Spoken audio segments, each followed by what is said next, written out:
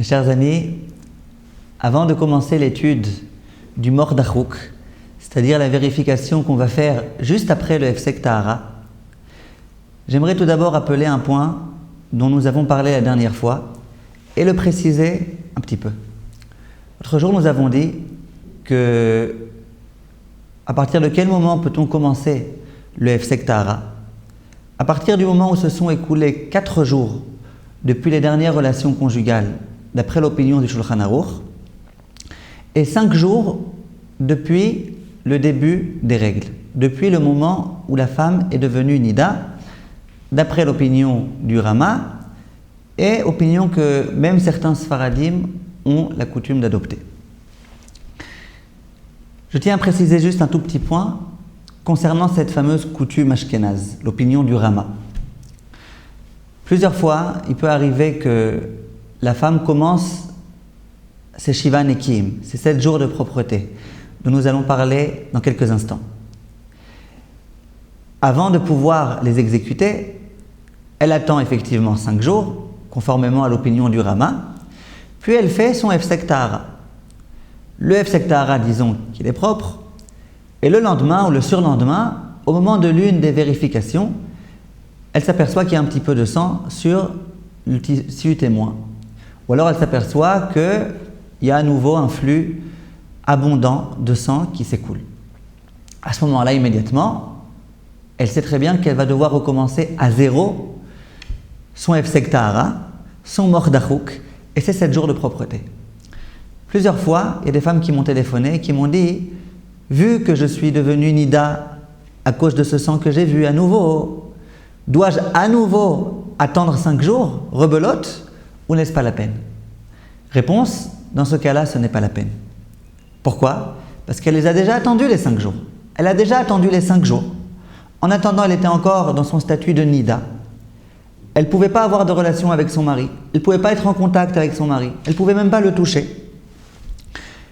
Et d'un coup, à nouveau, le décompte de ces 7 jours s'est interrompu. On lui dit, ce jour-là, tu peux déjà à nouveau faire un Hefsek Tahara et continuer. Un autre cas qui peut se produire, et qui, Baruch Hashem, est déjà moins fréquent. Une femme qui a achevé ses 7 jours de propreté, qui a été se tremper au mikvé. Dès lors qu'elle sort du mikvé, immédiatement, elle a ses règles. Quelquefois, ce sont des règles très rapides, d'un jour ou 2 jours, ou alors, même si ce n'est pas des règles, elle a observé une tâche importante qui la rend Nida. À ce moment-là, si elle est d'origine ashkénaze, doit-elle attendre à nouveau 5 jours ou pas? Alors, c'est l'objet d'une discussion entre nos maîtres. Certains disent que dans ce cas-là, dès lors qu'elle était pure au sortir du mikvé, qu'elle pouvait potentiellement toucher son mari, l'embrasser, avoir une relation avec lui, bien qu'elle n'ait pas eu de relation avec lui encore, on dit qu'à nouveau, il faut attendre 5 jours pour pouvoir recommencer le Hefsek Tahara et les Shiva Nekim. Beaucoup d'autres décisionnaires disent que non. Jusqu'à présent, elle était en train de compter les 7 jours. Tant qu'elle ne s'est pas trempée, interdiction formelle d'avoir une relation avec son mari. Alors, le fait qu'elle se soit trempée 1 heure plus tôt, elle aurait pu aussi se tremper 1 heure plus tard. Et puis elle aurait eu ses règles avant. Et donc, elle aurait pu commencer son Hefsek Tahara le jour même. Le fait qu'elle se soit trempée un peu plus tôt, ça ne l'empêche en rien de commencer à nouveau son Hefsek Tahara à ce moment-là. Donc en pratique, de nombreux décisionnaires ashkénazes s'accordent à dire que dans ce cas-là, la femme peut immédiatement, dès lors que les règles sont achevées, recommencer son Hefsek Tahara et ses Shiva Nekim sans avoir besoin d'attendre 5 jours, vu qu'avant ses premiers Shiva Nekim, elle avait déjà attendu 5 jours. Autre cas qui peut se produire, c'est qu'à Dieu ne plaise, l'un des 2 conjoints est en deuil. Durant la période de deuil, il est interdit d'avoir des relations. Et imaginons que, en plein milieu de cette période, la femme devienne Nida. Au bout de 2 jours, elle voit que déjà elle est complètement propre, elle pourrait commencer à faire un Hefsek Tahara. À ce moment-là, a-t-elle le droit ou pas de faire ce Hefsek Tahara? À partir du moment où elle est devenue Nida, il n'y a pas encore 5 jours qui se sont écoulés.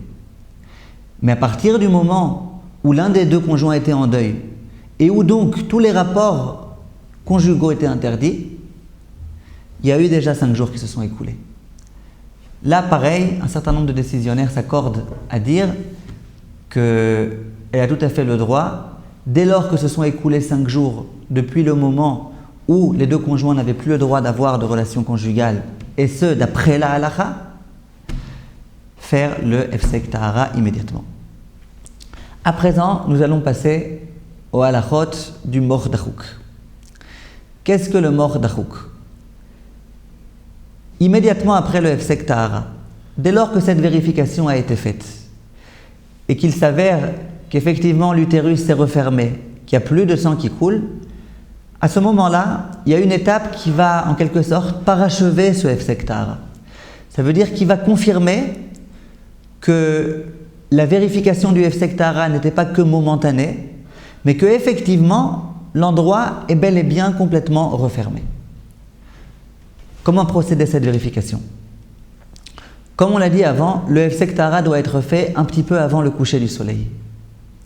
Le Mor Dachouk, lui, consiste à prendre un tissu témoin qu'on rentre tout au fond du vagin et qu'on laisse là-bas pendant toute la période de Ben Hashmashot, toute la période du crépuscule du soir, c'est-à-dire entre le coucher du soleil et la tombée de la nuit. En Israël, c'est environ 18 minutes. Certains décisionnaires considèrent que c'est entre 25 et 30 minutes.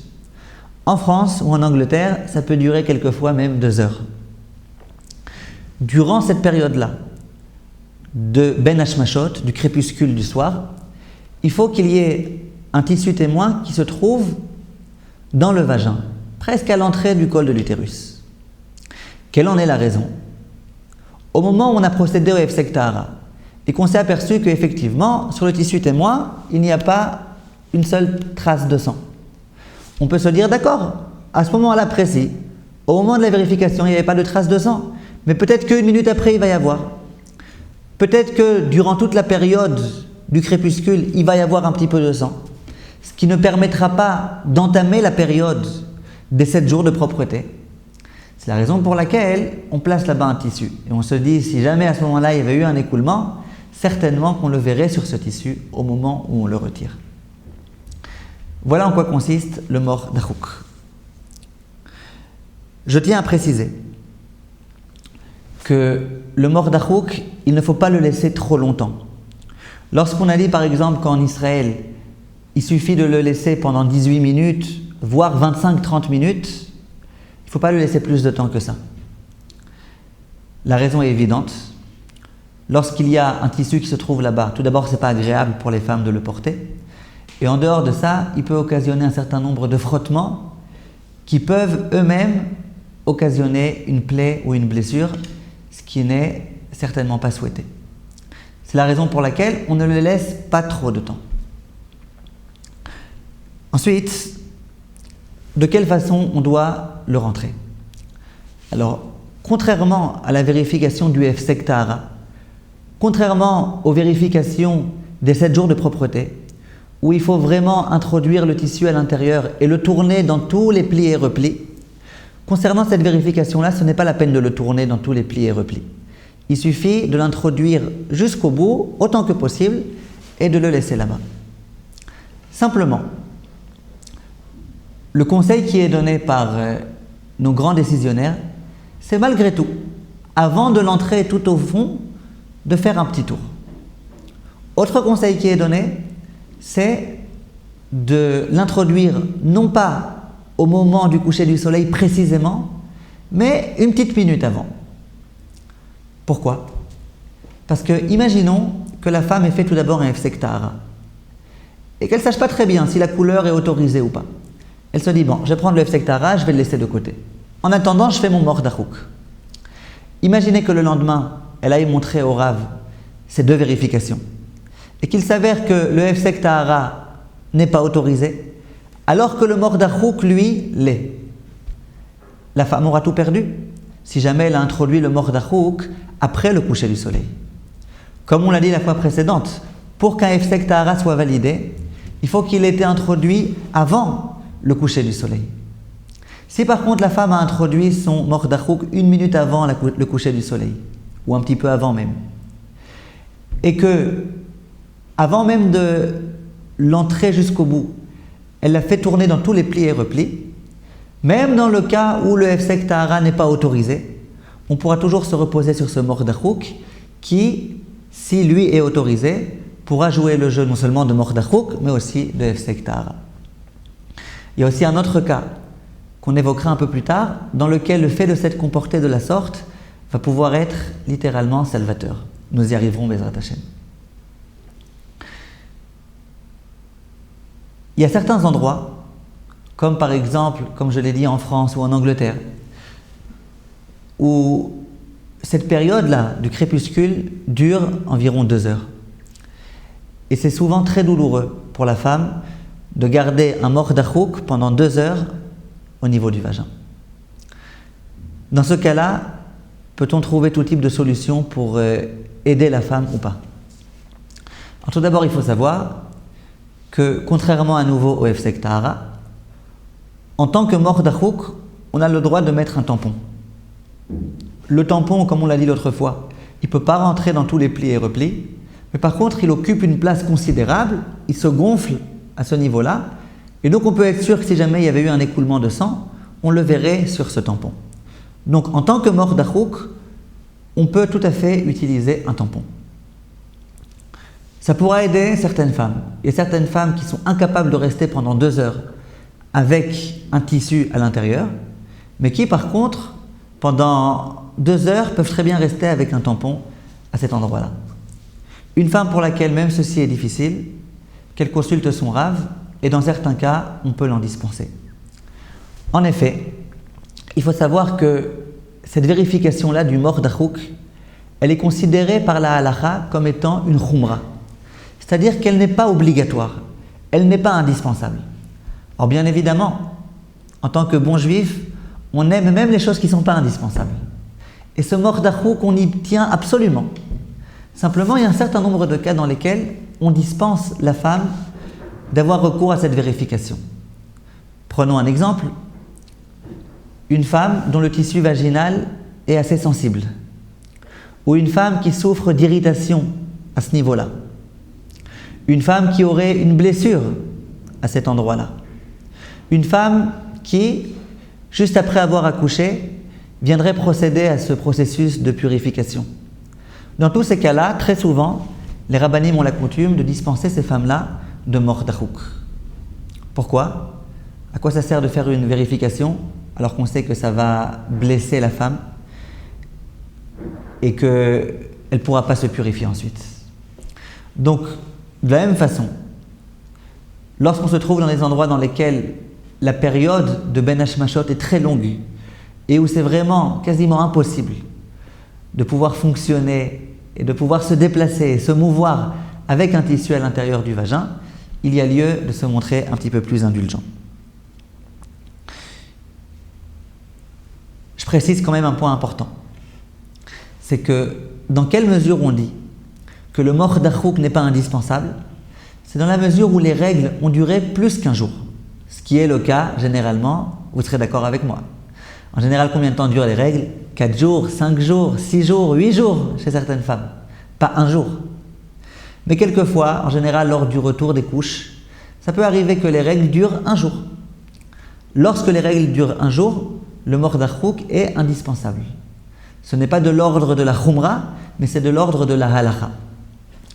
Autre cas dans lesquels les décisionnaires recommandent vivement de procéder à ce Mordachouk, et où ce n'est pas simplement une khumra, c'est encore plus recommandé, c'est dans le cas où la femme viendrait procéder à son Hefsek Tahara et à son Mordachouk, alors que ce jour même, elle a encore vu un petit peu de sang. La femme a commencé à avoir du sang dimanche, lundi, mardi, mercredi, il y a eu du sang. Mercredi matin, elle voit que les règles sont quasiment terminées, mais il y a encore un petit peu. Mercredi après-midi, elle tente son Hefsek Tahara ou son Mordachouk. Selon toutes les choses qu'on a étudiées l'autre fois, s'il y a eu 5 jours depuis le début, s'il y a eu et compagnie. Ce mercredi-là, elle a vu du sang. Le mercredi matin, il y avait encore un petit peu de sang. Donc là aussi, on conseillera vivement à cette femme-là de faire le Mordachouk. Parce que vu que le jour même, il y a eu un petit peu de sang, en quelque sorte, c'est comme si les règles avaient duré un jour. On sait très bien que, encore le jour d'aujourd'hui, le jour de mercredi, l'utérus était ouvert, qu'il y avait du sang qui s'écoulait. Donc pour pouvoir être sûr que tout est complètement fini, là, il faut irrémédiablement avoir recours au Mordachouk. Dans le cas où il n'a pas été fait, on peut malgré tout a posteriori se reposer sur les décisionnaires que ce Mordachouk n'est pas indispensable. Dès lors que les règles ont duré, comme je l'ai précisé il y a 1 minute, plus qu'un jour.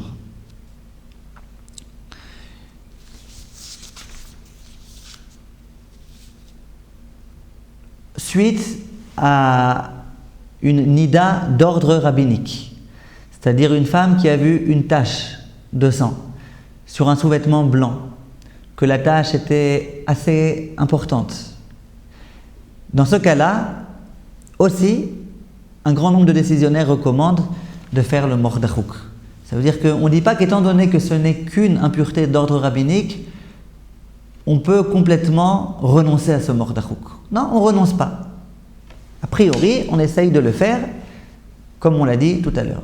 Si une personne est dans l'incapacité de le faire, ou qu'un rave lui a donné une autorisation de ne pas faire de Mordachouk, or dans ce cas-là, effectivement, qu'elle ne fasse pas de Mordachouk.